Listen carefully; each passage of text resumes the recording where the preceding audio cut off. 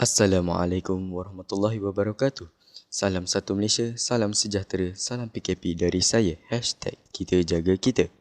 Hutan konifer seperti yang kita ketahui, bumi yang kita tinggali mempunyai beberapa jenis iklim dengan habitat dan pelbagai makhluk hidup yang unik yang berbeza-beza di setiap iklim. Habitat makhluk hidup di suatu kawasan juga ditentukan oleh faktor iklim atau apa yang disebut sebagai bioma. Salah satu bioma terbesar di dunia adalah bioma taiga atau dikenali sebagai hutan konifer.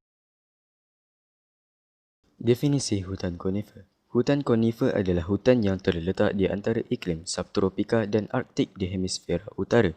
Contohnya, hutan di Amerika Utara, Alaska, Semenanjung Skandinavia dan Rusia.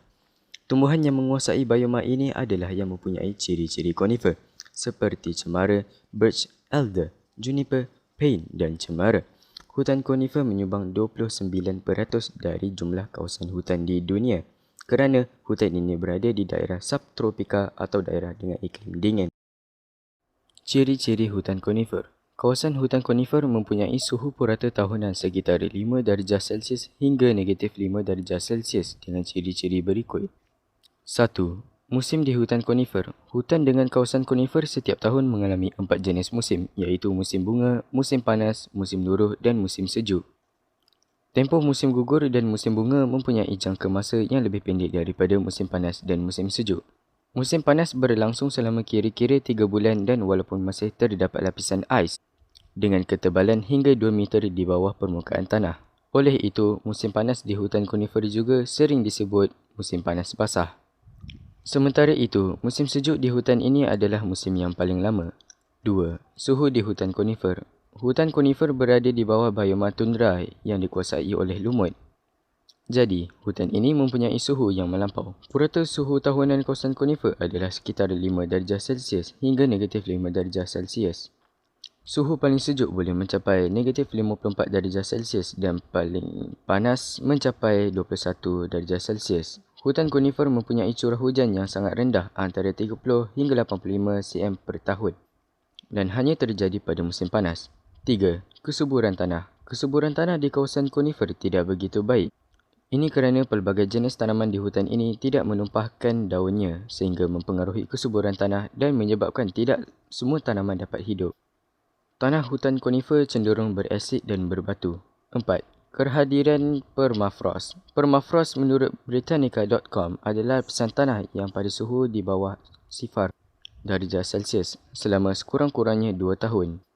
Lapisan permafrost aktif akan mencair pada musim panas dan membeku pada musim sejuk. Sementara lapisan di bawah lapisan aktif akan sentiasa membeku.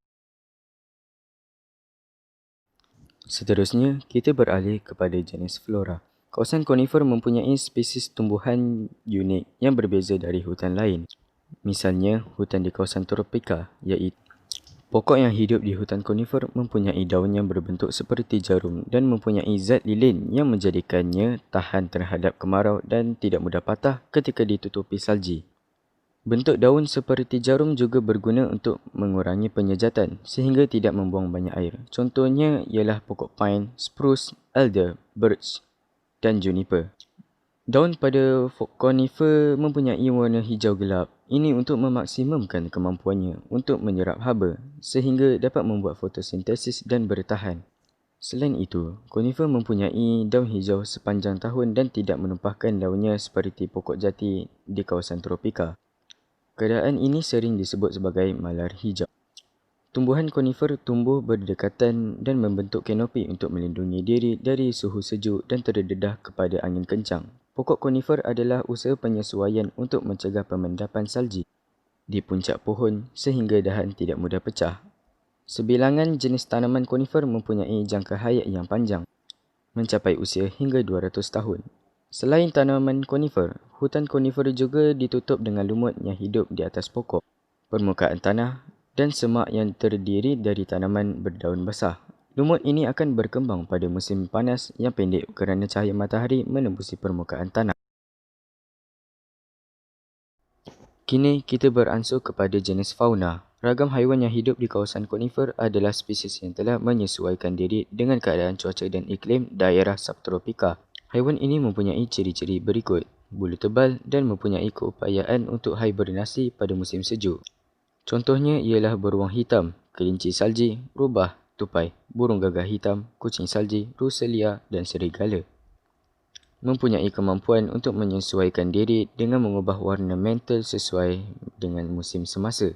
Mempunyai cakar atau kuku yang tajam dan pandai memanjat pokok. Mempunyai lapisan lemak pelindung yang membolehkan mereka bertahan dari cuaca sejuk walaupun mereka tidak berhibernasi. Terdapat 32,000 spesies serangga yang tinggal di hutan konifer pada musim panas. Contohnya capung, semut dan aphid. Hutan konifer juga merupakan rumah bagi burung yang berhijrah. Mereka adalah pemakan serangga dan bijirin. Burung-burung ini membuat sarang dan membiak di hutan hingga akhir musim pembiakan. Selepas itu, mereka akan berpindah tempat. Perkara terakhir yang akan saya bahaskan ialah potensi pelancongan hutan konifer. Alaska adalah tempat di mana kita dapat menemui beberapa hutan konifer, termasuk 1. Taman Negara dan Pemeliharaan Denali. Denali National Park dan Preserve adalah di kawasan pedalaman.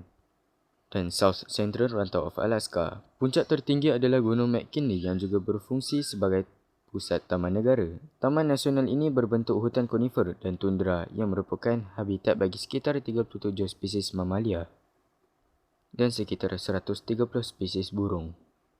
Setiap tahun, Taman Nasional ini dikunjungi oleh sekitar 432,000 pelancong. Pelancong boleh menikmati pemandangan dengan menaiki kereta atau bas.